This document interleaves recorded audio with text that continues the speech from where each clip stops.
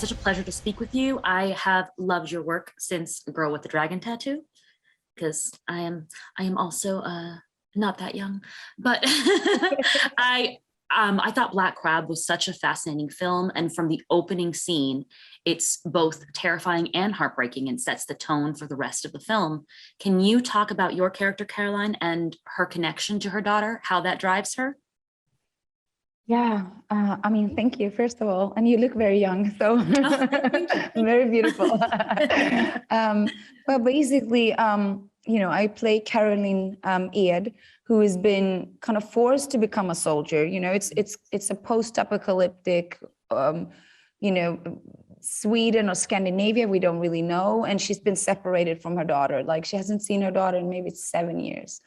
So she's out on this kind of mission, and her dream and her, the drive in her, and she's kind of convinced that she will be reunited with her daughter if she just completes this mission. So that is the drive, and that's where she finds the strength and the power to keep on pushing. So it's, in the end of the day, it's a film about motherhood, and a woman who's been forced out in war. Absolutely. Now, when you first read the script, did you have knowledge of the novel it was based on? And what was it that spoke to you about the role that made you want to be part of the project? So I read the book, and there was no script first. And my character's a man in the book, and I'm not a man, so we had to change it into a woman. And so I was very much a part of the process of finding Edh and like her motives and who she is and what she comes from, and creating a backstory, and also adding Vanya, the daughter. And I just, I wanted to put myself in a situation where I could investigate, like, who are you when everything falls apart, when the world as you know it is not the same. You can't rely on there's no technology, there's no electricity. There's been winter has been, for like 7 years, and you're just like in a survival mode. Who are you? Like, who are you really when it's like your life versus like if you can choose to save a lot of people or you can try to survive yourself? Like, I find those questions really interesting and quite important to ask yourself. So that was something I wanted to dig into. Oh, that's so fascinating. I mean, also, like you just mentioned, there's no electricity, there's nothing to rely on but yourself. It's a very physically intensive and demanding role and setting for you. How did you personally prepare for that aspect of it? Well, it was a lot of ice skating. And when we started, I was so bad. I basically grew up in the south of Sweden, and there's no ice, I've never ice skated. So there was a lot of ice skating. And then, as soon as I started to get a little bit better with that, it was like, then you need to handle a gun on the ice, and then they had a lot of equipment to you, and then your balance, kind of totally changes. So it was, I think, like a couple of months of like hardcore training to just get in shape and like learn how to ice skate with all the equipment. So it's a really physical role, and it was really cold. I mean, it is really cold, and we shot it like around Stockholm and up in the south, in the north of Sweden, and it was so. I mean, equipment just freezes. It's like it was real, and it felt like I was. I remember when I saw The Revenant with Leo and Tom Hardy, and I was just like, I just felt the cold, and I just felt like I was living in it was like a mix of Children of Men and Revenant. I was like out on the ice, and I was like, I just want to do like a beach movie. I don't want to be. That's gotta be next up. Has to be a beach movie. Exactly. I support it.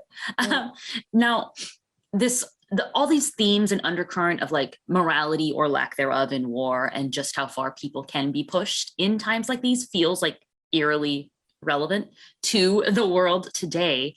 But how much did you discuss with the director, with Adam Berg, about the backstory? I know you said we're not really sure if it's Scandinavia, Sweden, but how much do you talk about Caroline's life before this war and how much has changed for her? Oh, we did.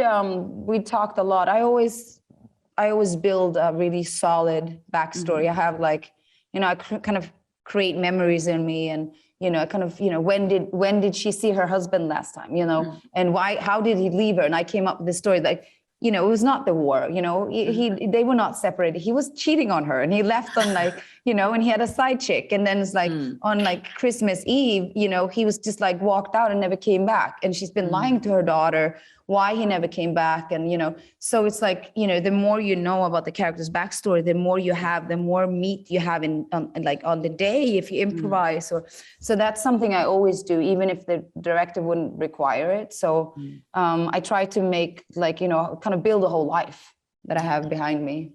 Absolutely. Now, as you said, originally she was a man, but now you are like a woman in the midst of all of these male soldiers. What is that dynamic like for you? How do you build sort of? I mean, I feel like that's been the story of my life, and so and a bunch of dudes. I remember when I was like sitting on a press conference with like, for Sherlock Holmes with like Jude Law and Rob Downey Jr. and Guy Ritchie. And, they were like, I was sitting there with all these men, and the journalist asked me, it's like, so Noomi, you work a lot and you have a son, like, how do you make that work? And I was like, well, Jude, how many kids do you have? And Rob, you have a couple of kids, and Guy Ritchie, you have a couple of kids too. Why do you ask me? I just feel like it's always like one woman and a lot of men.